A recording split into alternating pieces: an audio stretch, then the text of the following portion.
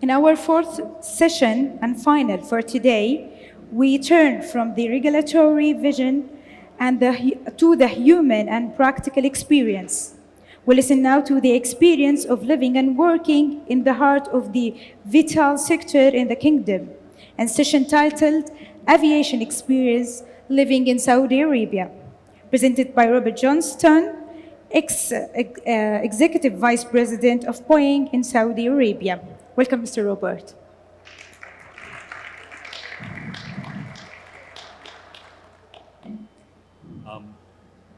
It's really a memorable experience for me to be able to speak to this group. I express my deep appreciation for Prince Sultan and other members of this community.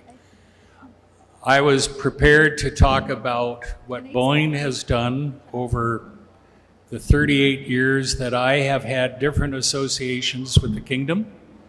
Several times I've lived in the kingdom on long-term assignments. His Royal Highness said, "Rob, please inject a little personality into your presentation and talk about your experience and what it meant to be an American, a Westerner, a member of a aviation community, and what takeaways do you have with Saudi Arabia?" So let me just cover several areas. I came into Saudi Arabia, into Riyadh in particular. So during 1982, Boeing was provided with a wonderful opportunity, which I was able to participate in. At that time, His Majesty King Fahd bin Abdulaziz requested that a local corporate subsidiary of the Boeing company be established so that he had a direct link, the kingdom had a direct link with the chairman of the board of the Boeing company. So we came into Riyadh, we established this entity, and we worked very closely with the government on both civil and military projects. I had had no experience with Saudi Arabia prior to that time, and I spent 3 years here. My takeaway was this was one of the best personal experiences as well as professional experiences I ever had. Some of my closest relationships and friendships today are with Saudi Arabian nationals, some of whom are in this very room. That personal experience, which I've been asked to talk about a little bit, carried on because I came back into the kingdom.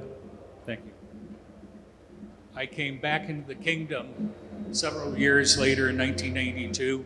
Slightly different guy. I was married, I had family, and for over 10 years, my family grew up here in the kingdom. During that same period of time, Boeing was heavily involved in an investment offset program called Peace Shield, which was actually a Royal Saudi Air Force program involving air defense. We had a number of partners on the Boeing team, and we formed 4 joint venture companies, one of which is over at the airport right now. Al Salam Aircraft Company does heavy work, heavy overall civil and military aircraft, and I think it also license assembles F-15S. Another company over at King Khalid International Airport was the Advanced Electronics Center that made initially licensed tactical radios and other equipment that could go onto aircraft. So Boeing's relationship with the kingdom has grown over time. It has not just been placing aircraft into the carriers, Saudi Arabian Airlines. It's been involved with different agencies, different ministries. And one important takeaway was the relationship factor. I had it personally with my friends, but the company had it with members of the government. In 1996, Boeing had kind of a fundamental change in how it addressed one area of the Saudi marketplace, which was civil, private, corporate, government aviation. Prior to 1996, the Boeing company was very happy to offer and sell any of our model types into the kingdom. But we did not treat our VIP customers with the close type of relationship that they wanted. Procuring the aircraft, modifying the airplane for a VIP mission, and then supporting the aircraft during initial operations, and then later on, over the long term, helping to support the aircraft. So in 1996, we formed Boeing Business Jets. I was in Kingdom at that time, and I was offered the opportunity by my company to represent BBJ as we referred to it. And the approach style was a different type of approach style that had been used previously. Boeing Business Jets had its own organization as a joint venture between General Electric and Boeing. We could help to refine the aircraft and make a 737 airliner into a real or better corporate aircraft. We took the 737-700 IGW, increased gross weight. We made that airplane a better business jet. We combined the wing of the 737-800. We added enhancements to the flight deck. We did things to the passenger compartment. And the airplane was a wonderful start point for us because we took an airplane that was designed to fly 75,000 hours over its fuselage life.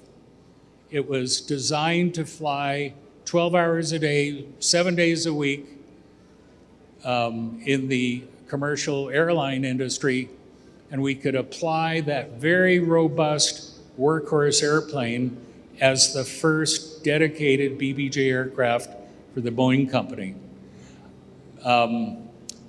Over time, we sold about 113 of these airplanes. About 30% of them went into the kingdom.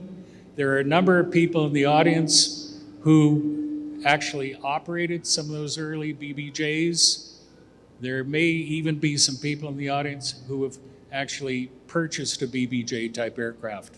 So we moved from this first example, BBJ-1, to a slightly larger aircraft, BBJ-2, which was really the sweet spot for the program, the 3, and then onwards into the twin aisles.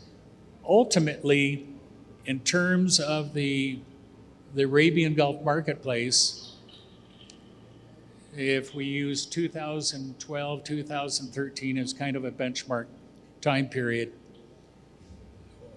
Boeing had placed over 40% of the larger business jet aircraft here in the Gulf. On the twin aisle front, we had placed over 60% of the aircraft. So Boeing has created an entire line of aircraft from the earlier 737 NGs. They've evolved into the MAX family. We have the 777s, the 787 Dreamliner, and the last big aircraft that went into the VIP world was our 747-8. We offered that to all of the countries in the Gulf. 6 aircraft were sold out of the 12 worldwide that became VIP jets. And today, it's interesting because twin engine twin aisles are starting to replace the older 4 engines in the fleet. I have been with Boeing 42 years, 38 years of those were in Saudi Arabia. Had a marvelous experience here. My company has benefited from that experience, and I thank everybody for the opportunity to have been invited into this forum today and to address this audience. Thank you very much.